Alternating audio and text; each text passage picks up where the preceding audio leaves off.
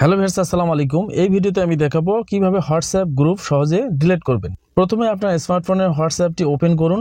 এখন আপনি যে গ্রুপটি ডিলিট করবেন সেই গ্রুপটি সিলেক্ট করুন। হোয়াটসঅ্যাপ গ্রুপটি ওপেন হয়ে গেলে এখন উপরে ডান কোণায় দেখতে পাচ্ছেন কি 3 ডট মেনু রয়েছে। এই 3 ডট মেনুর উপরে ক্লিক করুন।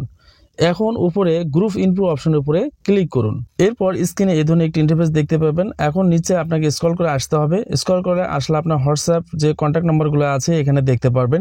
এখন নিচের দিকে দেখতে পাচ্ছেন এক্সিট গ্রুপ। এই এক্সিট গ্রুপের অপশনে ক্লিক করতে হবে।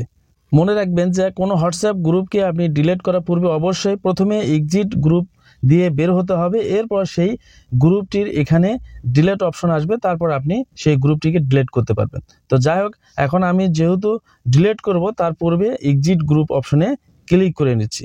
এরপর স্ক্রিনে এই ইন্টারফেসটা আসবে। এখন উপরে দেখতে পাচ্ছেন এক্সিট এই লেখার উপরে আবার ক্লিক করুন। ক্লিক করার পরে এখানে দেখতে পাচ্ছেন যে ডিলিট গ্রুপ লেখাটি চলে এসেছে।